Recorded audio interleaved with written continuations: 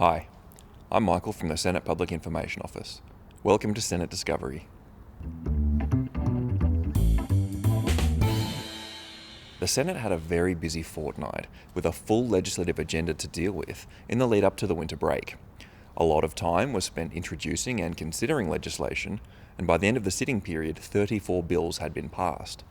One of the more contentious bills was the Water Legislation Amendment Bill, which sought to establish an independent body for monitoring water compliance and to enable the Commonwealth to work with the states to manage the Murray-Darling Basin. Every South Australian is committed to the Murray-Darling Basin Plan and its successful operation.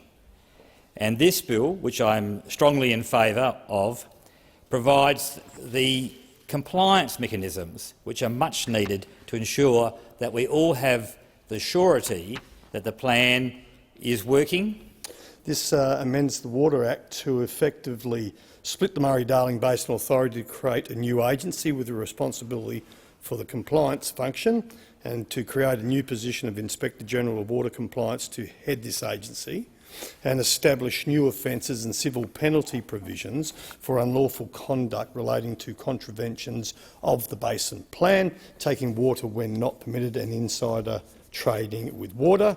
And I should state from the outset, Mr Acting Deputy President, that Labor supports this bill. And the Murray-Darling, that resource must be managed effectively. It must be managed fairly. There are a number of stakeholders that have an interest in the river, a whole range of people who have an interest in the river, and again, everyone is appreciative of the balance, the need to assist all stakeholders, except the Nationals, who only look and say this is about irrigation.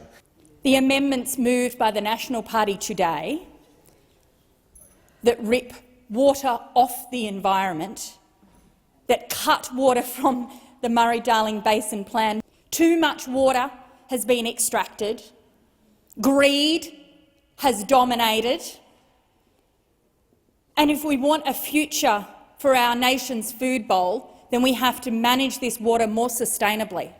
The bill was passed with amendments from both the government and Pauline Hanson's One Nation. The House of Representatives disagreed with the One Nation amendments, but the Senate did not insist on them, so the bill has now been sent to the Governor-General for royal assent. A bill to update online safety and cyberbullying protections was also considered by the Senate. The bill establishes a set of basic online safety expectations for industry and includes mandatory transparency reporting requirements, which allows the eSafety Commissioner to require online services to provide specific information about online harms. These include responses to material depicting abhorrent, violent conduct and volumetric attacks in which organised digital lynch mobs can overwhelm a victim with abuse.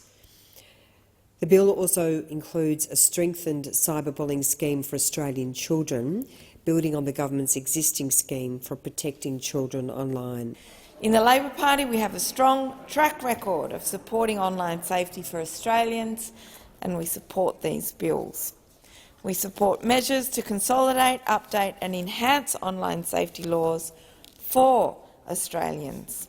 It's clear that Australia's online safety laws should be brought together in one modernised act, and that industry and government should be less reactive, more responsive when it comes to online safety in our nation.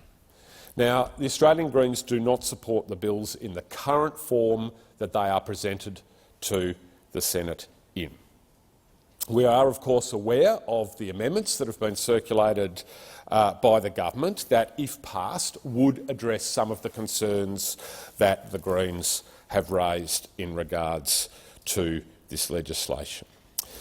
We still have concerns about the huge regulatory and discretionary powers these bills confer on the eSafety Commissioner, a single person who is not elected by the Australian people to that position. The Online Safety Bill 2021 was ultimately passed with amendments to which the House agreed, so the bill will now be sent to the Governor-General for royal assent. Keeping the government accountable is an important part of the Senate's role. One of the ways it does this is through the disallowance of delegated legislation. Acts of Parliament allow for the government to make changes to some laws without having to draft new bills and have them debated and voted on in the Parliament. This process is known as delegated legislation. The government notifies the Parliament of upcoming delegated legislation. Senators can consider these changes, and if they don't agree with them, they can attempt to stop them by moving a disallowance motion. Senators then have the opportunity to debate and vote on these changes. One such motion was moved to disallow changes to regulations regarding ARENA, the Australian Renewable Energy Agency.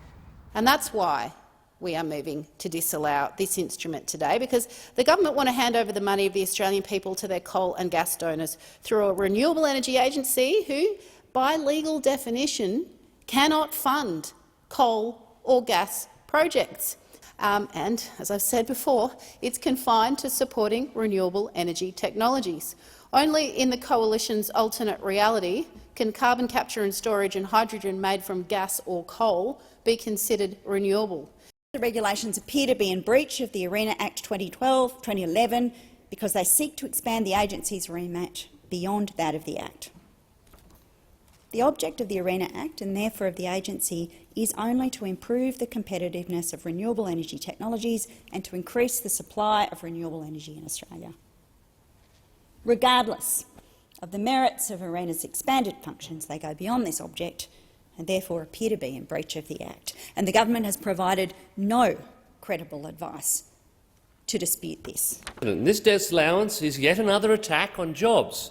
It's another attack on energy security, and it's another attack on emissions reduction from those opposite.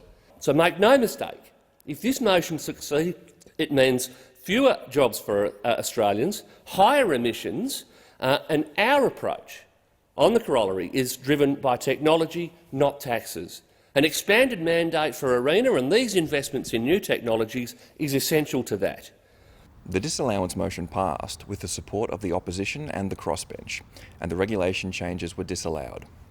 Senate committees were also busy during the fortnight, with 13 reports tabled.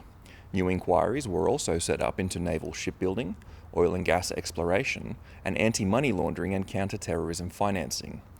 If you'd like to find out more about these inquiries or the tabled reports, follow the link on screen to the Senate Daily Summary. The Senate will sit again on the 3rd of August after the winter break concludes. Be sure to follow us on Twitter and YouTube so you can keep up to date with the latest news from the Senate. Thank you for joining me for Senate Discovery. I'll see you in August.